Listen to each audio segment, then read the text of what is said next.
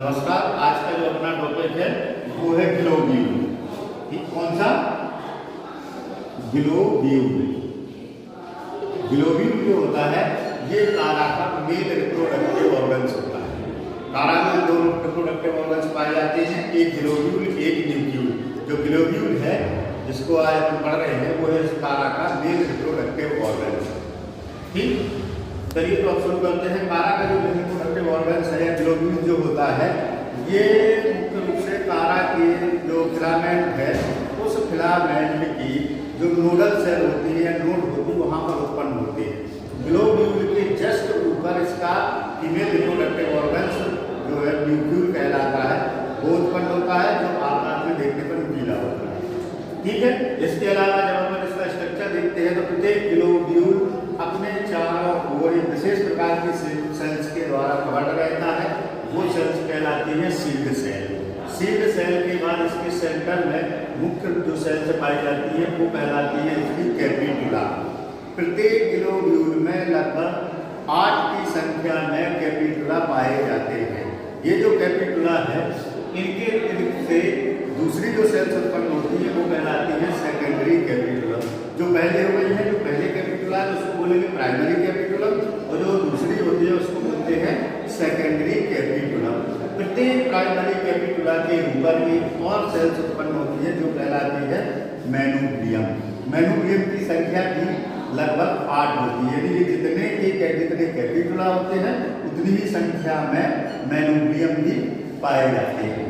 इसके अलावा सेकेंडरी कैपिटुला है, इनकी संख्या लगभग 6 होती है और प्रत्येक सेकेंडरी कैपिटुला से एक गोल आकार की लंबी फिलामेंट की समान संरचना निकलती है जो कहलाती है एंथीरिडियल फिलामेंट।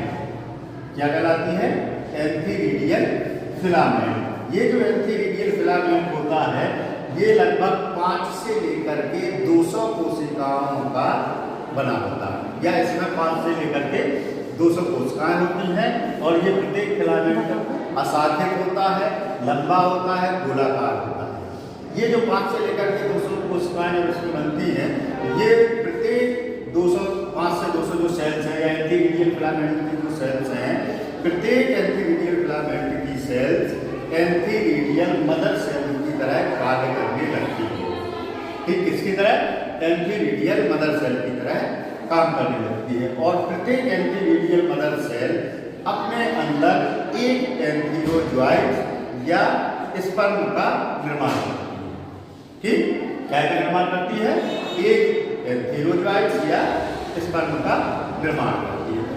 ये जो स्पर्म इसके द्वारा बनते हैं वो स्पर्म आकार में सर्कलाकार होते हैं जो यूनिन्यूक्लिएट और बाइफ्लैजिलेट होते हैं, अर्थात में एक केंद्रक पाया जाता है और 2 फ्लैजिला पाए जाते हैं।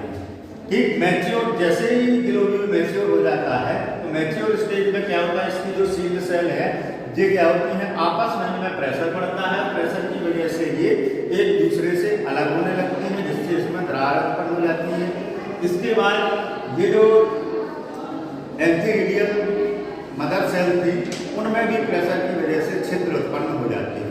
इन छिद्रों से फिर क्या होता है कि जो स्पर्म बना हो जाता है इनमें वो बाहर निकल आता है, बाहर निकल करके अपने फ्लैजिला के द्वारा पानी में स्वतंत्रता पूर्वक तैरता है। ठीक, अगर आप लोगों को वीडियो पसंद आया हो, पढ़ाना अच्छा लगा हो तो कृपया करके चैनल को जरूर सब्सक्राइब करें, वीडियो को लाइक करें और कमेंट करके जरूर बताएं कि आपको वीडियो कैसा लगा। बहुत बहुत धन्यवाद आप सभी का। जय श्री राम।